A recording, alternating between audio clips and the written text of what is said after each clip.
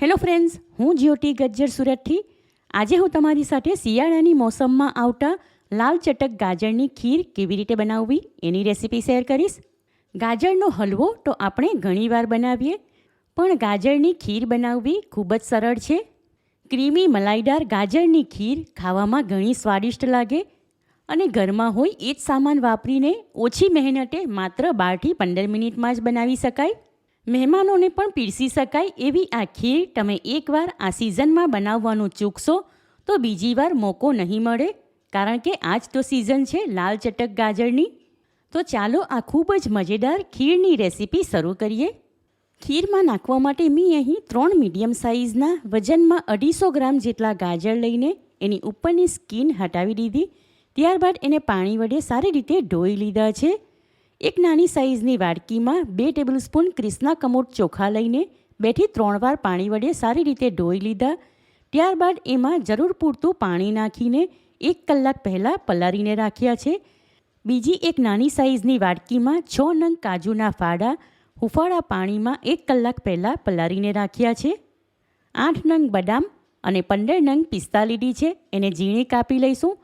તેમજ એક નાની સાઇઝની વાડકીમાં 1 ટીસ્પૂન વાટેલા ઇલાયચીના દાણા લીધા.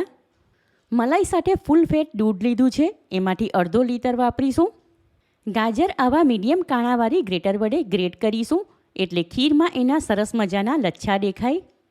હવે એક નાનું મિક્સર જાર લીધું છે, એમાં પલાળેલા ચોખાનું પાણી નિતારી લીધા બાદ કોરા કરીને નાખીશું. ત્યાર પછી જારનું ઢાંકણ બંધ કરીને એને અધકચરા વાટી લઈશું. ચોખા સારી રીતે પલળીને ફૂલી ગયા હતા, માટે થોડી સેકન્ડમાં જ વટાઈ ગયા. હવે એ જ મિક્સર જારમાં પલાળેલા કાજુનું પાણી નિતારીને કોરા કરી લીધા છે એ નાખીશું અને એને પણ વાટી લઈએ. હવે છેલ્લે એ જ મિક્સર જારમાં અહીં જે દૂધ લીધું છે એની ઉપરની મલાઈ અને સાથે 1 ટેબલસ્પૂન જેટલું દૂધ નાખીને એને પણ સાથે ફેરવી લઈશું. ખીર ખાવામાં ક્રીમી મલાઈદાર લાગે એ માટે પેસ્ટ રેડી છે, હમણાં એને સાઈડમાં રાખીશું. ખીરમાં નાખવા માટે એક નાની સાઇઝની વાડકીમાં 1/4 કપ પ્લસ 1 ટેબલસ્પૂન ખાંડ લઈશું, જે તમે તમારા ટેસ્ટ પ્રમાણે પ્લસ માઇનસ કરી શકો છો. હવે આગળના સ્ટેપમાં ખીર બનાવવા માટે એક ભારે કઢાઈ લઈને સ્ટવ ઉપર ગરમ કરવા મૂકીશું. તમારે તપેલીમાં બનાવવી હોય તો એનું તળિયું થોડું જાડું હોય એવી લેવી. ગેસ ફ્લેમ લો ટુ મીડિયમની વચ્ચે રાખીને કઢાઈમાં 1 ટીસ્પૂન જેટલું ઘી નાખીશું. પીગળેલું ઘી ટવેઠા વડે કઢાઈમાં ઉપર સુધી લગાવીશું, એટલે આગળ જતાં આ કઢાઈમાં ગાજરનું છીણ શેકીએ ત્યારે કઢાઈમાં ચોંટે નહીં. હવે ખમણેલું ગાજર એમાં નાખીશું. ત્યાર પછી ટવેઠા વડે કન્ટિન્યુ એમાં હલાવતા રહીશું. ગાજરમાં જે પાણીનો ભાગ હોય એ બળી જાય અને એનો કલર બદલાય ત્યાં સુધી એને હલાવતા રહીને શેકી લઈશું. આશરે 2 મિનિટ પછી ગાજરમાં જે પાણીનો ભાગ હતો એ બળી ગયો, એટલે એની ક્વોન્ટિટી પહેલાં કરતાં અડધા જેવી થઈ ગઈ અને હવે એનો કલર પહેલાં કરતાં ઘણો સરસ લાલ ચટક થઈ ગયો છે. માટે આ ટાઈમ પર ખીરમાં નાખવા માટે જે ખાંડ લીધી હતી તે અડધા ભાગની ગાજરમાં નાખીશું. બાકીની અડધા ભાગની ખીર રેડી થાય ત્યારે એમાં ઉમેરીશું. ગાજરમાં ખાંડ સારી રીતે મિક્સ કરી લઈશું અને ફરી એને હલાવતા રહીને કૂક કરી લઈએ. ગાજરમાં ખાંડ નાખીને કૂક કરવાથી એમાં એક પ્રકારની મીઠાશ આવી જાય, એટલે જ્યારે આપણે ગાજરની ખીર ખાઈએ ત્યારે મોઢામાં આવતા ગાજરના લચ્છા ફીકા ન લાગે. માત્ર 1 થી 1.5 મિનિટમાં જ ગાજરમાં જે ખાંડ નાખી હતી એ ઓગળીને એનું પાણી બળી ગયું તમે જોઈ શકો છો.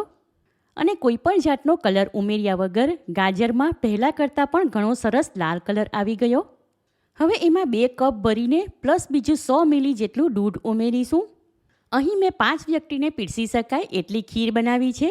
તમારે વધારે ક્વોન્ટિટીમાં બનાવવી હોય તો એ પ્રમાણે બધી સામગ્રી મેઝરમેન્ટ કરીને લેવી. હવે આ ટાઈમ પર દૂધની સાથે એમાં વાટેલા ઇલાયચીના દાણા નાખીને મિક્સ કરીશું. ત્યાર પછી કઢાઈમાં થોડી વારે હલાવતા રહીશું. આશરે 1 થી 1.5 મિનિટ થઈ એટલે ગાજરમાંનું દૂધ ગરમ થઈને ઉકળવા લાગ્યું.